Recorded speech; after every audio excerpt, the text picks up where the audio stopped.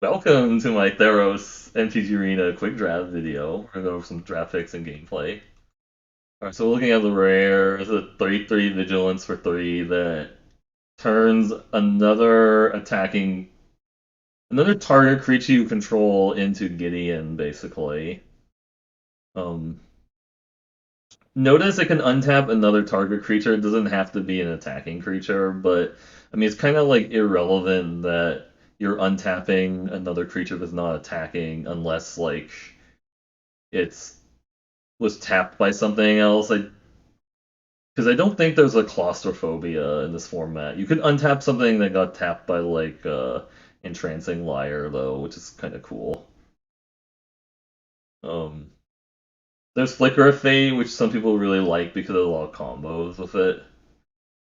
Blight Breath Catablepus, which is basically a reward for mono black.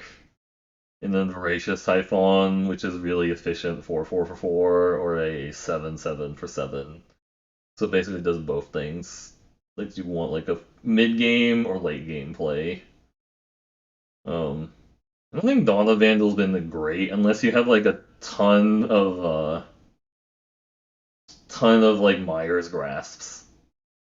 I think that's the whole point. You're supposed to combo it with like a bunch of Meyer grasps, but I don't think it's great otherwise. So this is really a white black card. I understand you could combo it, you could play it in other colors and try to put beneficial auras on your things, but then you would need to also have like a lot of like converted mana cost 2 or less creatures to get back. Let's stick to 3/3 for 30. Work on that. Daybreak Chimera is good. There's another Blight Breath Catoblepus. The Pious Wayfarer and Setessan Training, which is kind of filler level. I think Farika's Libation is actually a little better than you think it is because this can actually potentially get rid of Dream Trawler if it's their only creature, but most of the time your opponent plays Dream Trawler, they actually have like a gajillion creatures in play. That's usually how it works. So they play it like late game and stuff. Kind of awkward. But it's like fine either way. I think just taking the Daybreak Chimera because whenever I've seen it, it's been like pretty good. It's been pretty good against me. I wouldn't fault someone for taking a Careless Celebrant because it's kind of like a 2-for-1, but you really want to have like sack outlets to combo with like Careless Celebrant to make it like super good, I think. Right. Like I don't think I would get like excited about like a Careless Celebrant without like that. Like I don't think it's gonna look great in like a white red deck, for example. It's like fine in a white red deck. If we're like looking at like things that really fit like a specific archetype, I'll say like the Careless Celebrant is black red, basically. It's like a black red card. That's not bad. It's just really want to get. Just take the Daybreak Chimera. It's really good. Renata, her nature is also not bad. I think it's like a Renata. It's basically a 3/3 or a 4/3 or a 5/3 that makes all your creatures bigger, which is nice. Like, I mean, they get bigger as you play them. Like, your existing creatures don't get bigger, but like, it's a nice thing to like curve out into. It's like you play your Renata, and then you start playing like your 4 drops or other 4 drops or 5 drops, and then make them bigger. And that's like a way to just like outscale your opponent pretty well. This can be interesting if you get like all the auras, but I don't know. Like this can, I mean, the auras count things like Warbriar Blessing or like Dreadful Apathy counts as like an aura.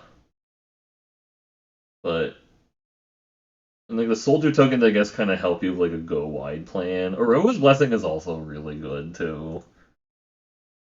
Aurora's Blessing is really good also. It's like it's tempting to like maybe consider the Aurora's Blessing, but I think I like the Renata has like a higher ceiling possibly than like the Rose Blessing.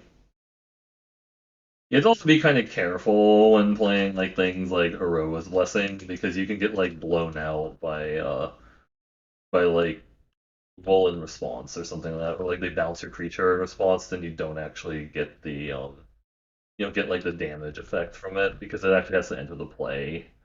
But I mean, you can kind of play around like instant speed interactions that would like punish you for like just beware of like what's happening, right? That's a little bit of a downside, but I think like the Renata slightly punished because the best cards here are white red, like Omen of the Forge, the Nyxborn hero, Elysian Caryatid's also good too. Hmm. Don't want Omen of the Forge, don't want Elysian Caryatid. Omen of the Forge can sometimes just like not have targets, which feels a little bit bad. Like it feels bad when it doesn't do the thing, right? Elysian Caryatid's a 2 mana mana dork, but I think a 2 mana mana dork's actually like reasonably fine, right? But I could just take the hero with the Nyxborn also, like I really want to try to go all in on that, right? We could go white red, you know. That might be fine. Like white red. Yeah, I think it's either the hero, the Nyxborn, or the Omen of the Forge. I don't know if like the Scophos Maze Warden really does a lot more than be like a 3/4 slash 5/3, I guess, right? It's like fine. I don't know. I've been liking Theros. It's been like okay. Like I had one game versus Dream Trawler and that kind of sucked. I mean, the gameplay is different from Kaldheim. I mean, like also it feels like the really good decks are really good, and then like the really bad decks are super bad because like some people don't know how to like game the bots. I guess right. Like if you can't game the bots, then it feels bad. You know.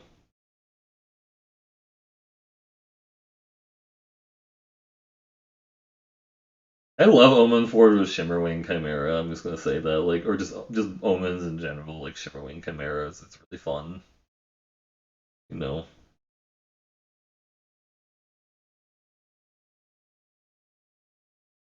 Like the soldier token. It's like the hero. Why not? If we're really into that, Loathsome Chimera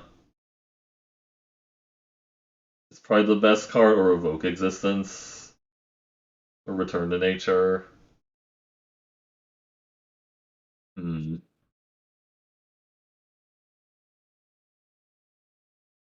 I think Evoke Existence is pretty good because like a lot of the things you just want to get rid of are like enchantments anyways. It's like a 2 mana answer to like the thing that's like causing you issues. Because like this is different than the other form like the other Theros format where there's sometimes like main decking enchantment removal might actually like cost you a game because like there are just like not as many things were enchantments. I mean all the Bestow creatures were enchantments obviously, but like there was also a lot of non-enchantment creatures that just like but like this format just feels like it has like a gajillion enchantments because of enchantment creatures and stuff. So I'm thinking it's like the revoke existence or the return to nature, depending on what I want to do, I guess. Like the return to nature obviously has the advantage of being like fast, right? Just kind of insane, like making it fast. But this is just more likely I'm gonna play because I have 2 white cards already.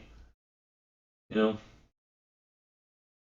and exile's kind of relevant sometimes. It stops them from getting the creature back or whatever, or the card back. I don't hate it. No Roa's Blessing now, I guess, or Return to Nature. I think I take the Eroa's Blessing. This is really good removal.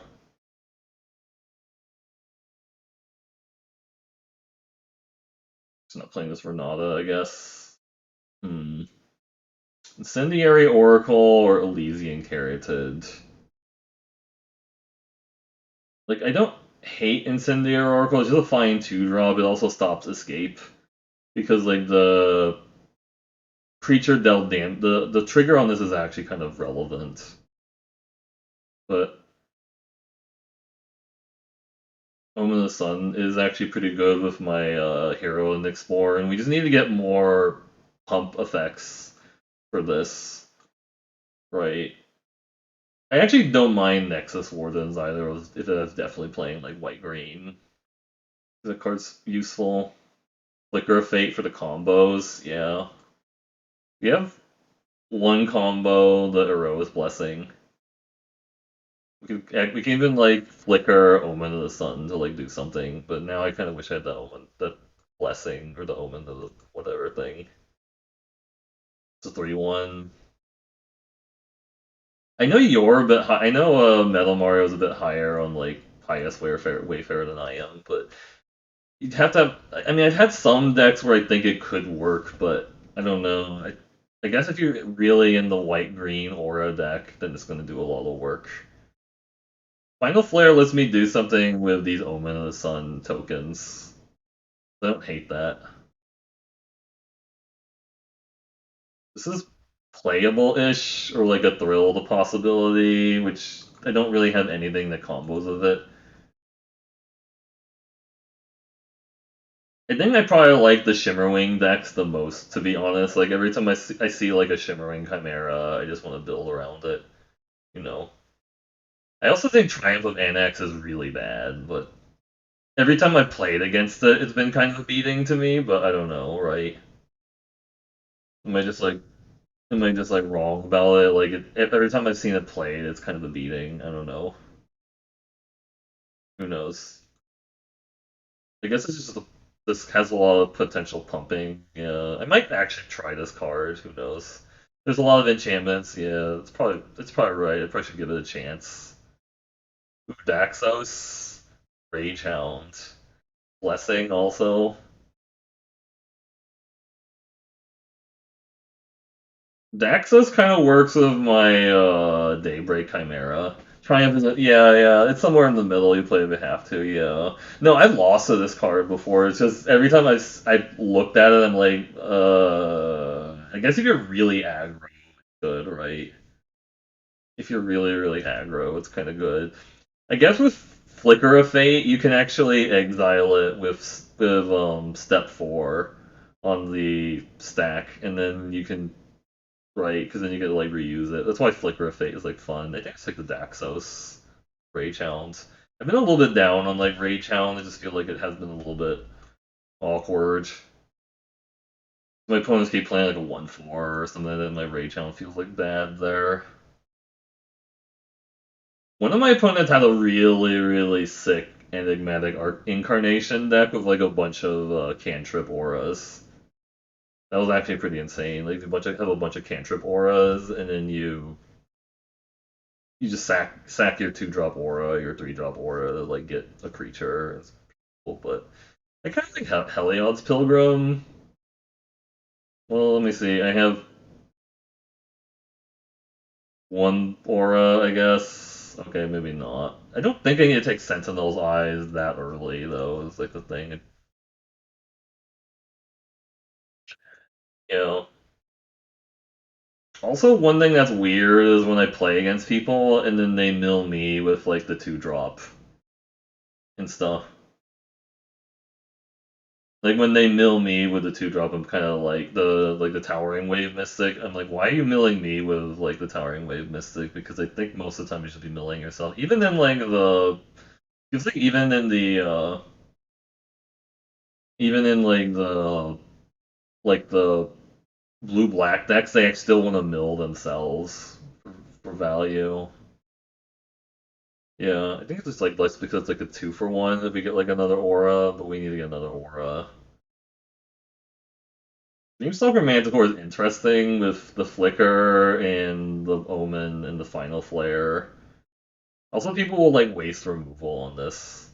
Like they'll be like, I want to waste removal on it because it looks good. Though, like I don't think white red is necessarily like the deck where it's good. Though it feels like that's the reason they put in all these flash enchantments is to like make things like Dreamstalker Manticore better in like every color, right?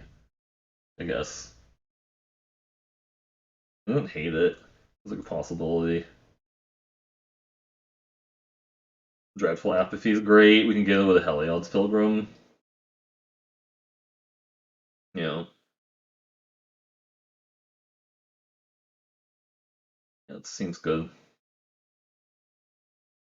Now we can take a Sentinel's Eyes. I don't think this is a Birth of Melody deck. But I think this is actually funny that this is a constructed playable card, but again, I don't think this is a Birth of Melty deck. This is probably a Sentinel size deck. Ooh, Alsate of Life's Bounty is nice. Makes it less of a pain to like play Eroa's Blessing. I wish I had that other Eroa's Blessing, but I'm trying to like work through it. Aspect of Manticore, Hero, Traveler's Amulet. Let me like look at the curve again. I do feel like the deck is pretty good right now. It's looking actually pretty good right now.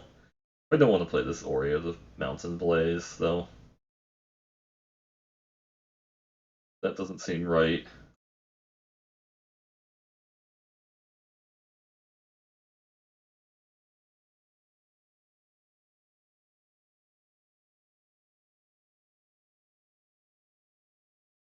Aspect of Manticore has been fine. It's just like some people will actually play around it, right?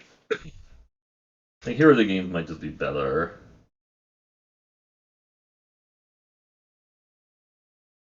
Yeah.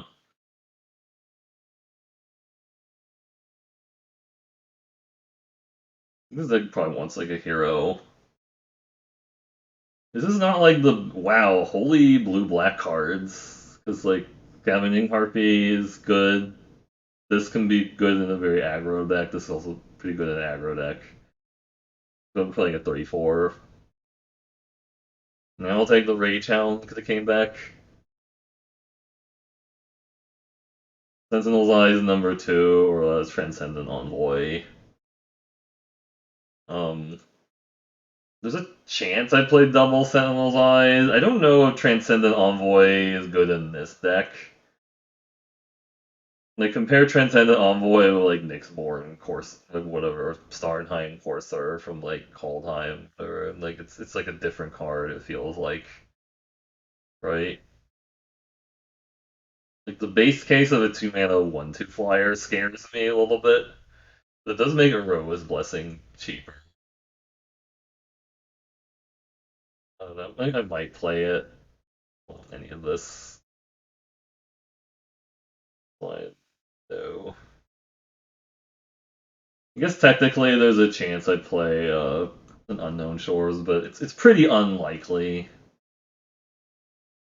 Like the case where I want to play an Unknown Shores is pretty unknown. Oh, hey, a red white red. Hello, that's really good. I also enjoy Lagana Band Storyteller quite a bit because there's a lot of just putting enchantment back on top of your library is cool, but this card's like basically like Hearthstone. It's like, do you have the thing that can block this and kill it, right? I bet you this is really, really like swingy as hell. Like you play it and then sometimes it's like amazing, and then sometimes you play it and it's terrible. Like I wish I had like a combat trick to like save it, but it's fine. Annex. Annex is good, and Trancing Lyre is also really good, right?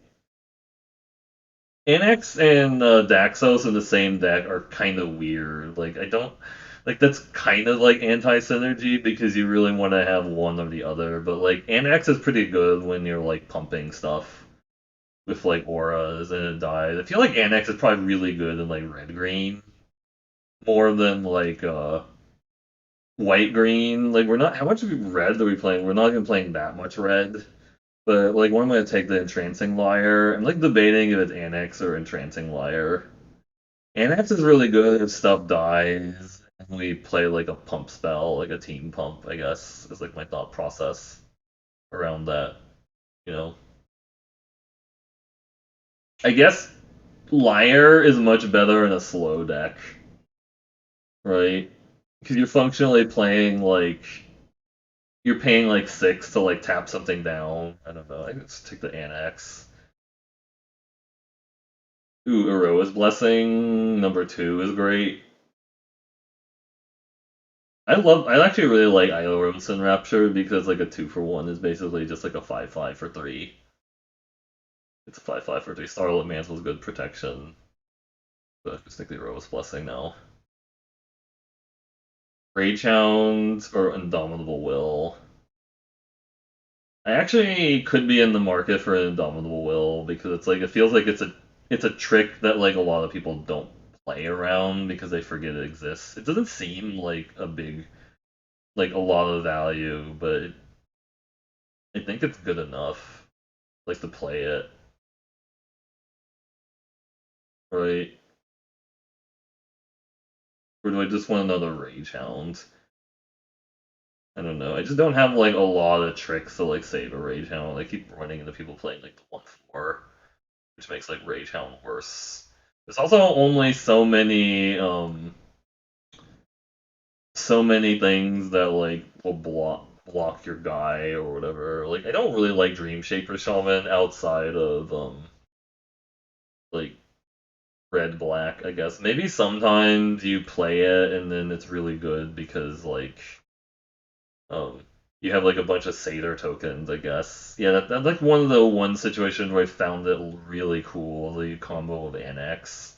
You need to sack like the Satyr tokens to like do something. Like right.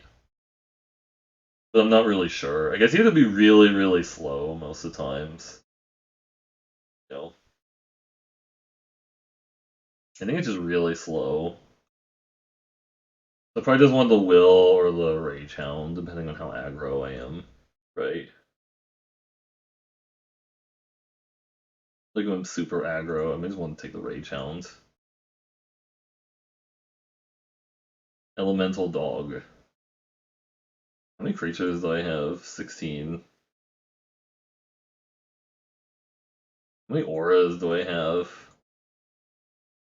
Because I have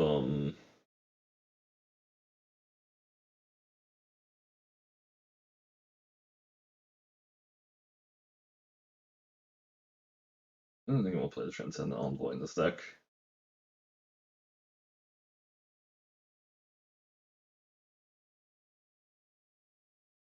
Yeah, I only have one, two, three, four auras for like my Heliod's Pilgrim.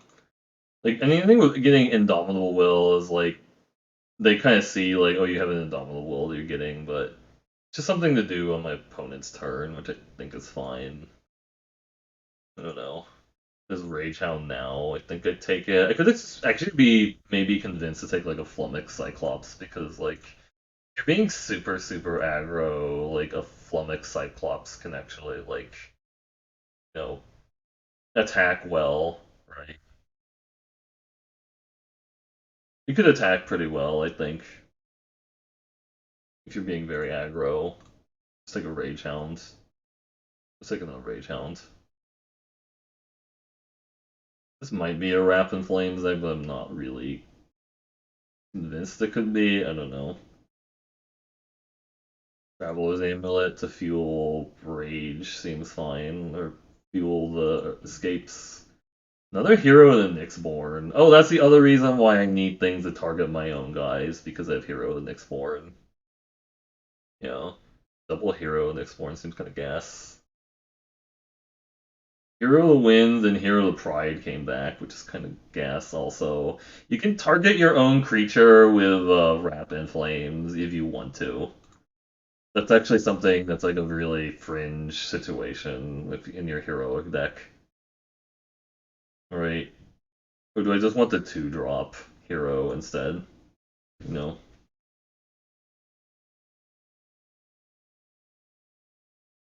Is the 1/4 actually good? I don't know.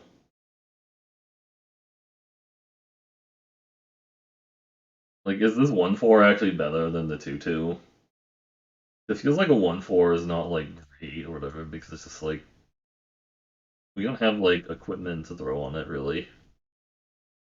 I don't know. Sorry, let me do String Raiders. Go place a spell.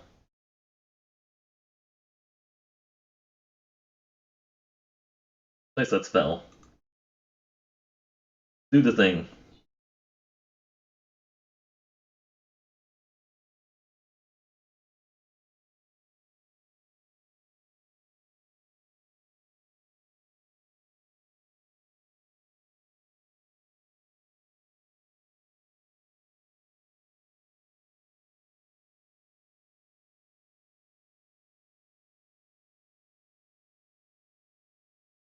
Speed up those towers, you can do it.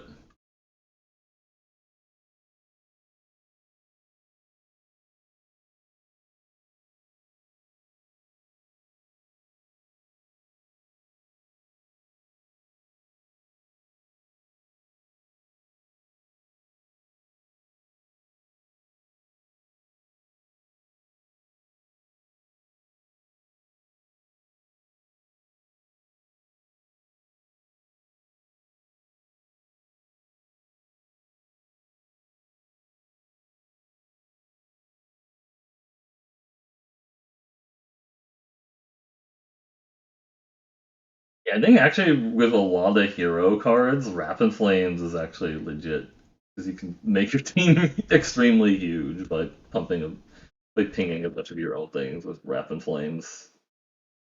But you have to do a pre-combat though, because like obviously it's a sorcery, so you can't like do it in the middle of you can't do it as like a combat trick or anything.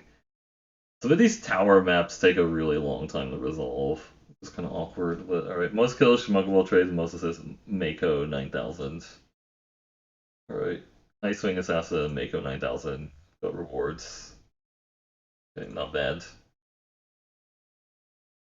I can try it out. We'll see. Incendiary Oracle or another Rage Hound. I think we can have like multiple Incendiary Oracles. It'll be like okay, because like I like the actual threat of activation. Incendiary Oracle is kind of nice. It also like stops like the return stuff is kind of not bad, right? Maybe. It's blank pack, so that's okay. I'll take this card.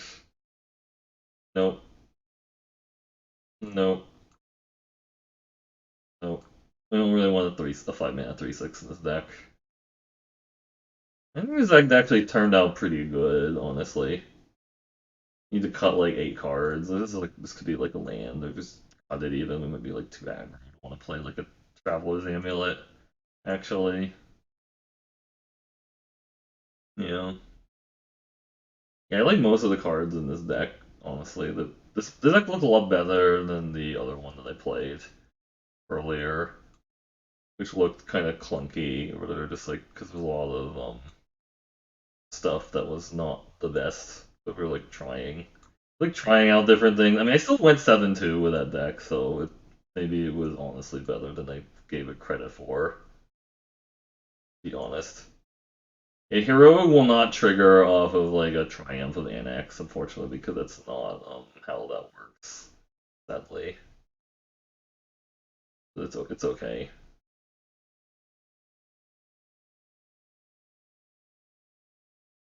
This is kind of like a removal spell, yeah. Kind of like a removal spell. Let's take a screenshot of that for like later.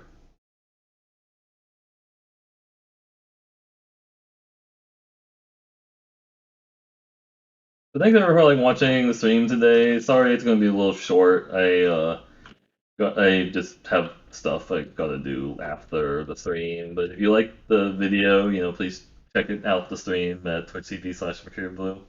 But anyways, I will see you all in the next video and have a good night.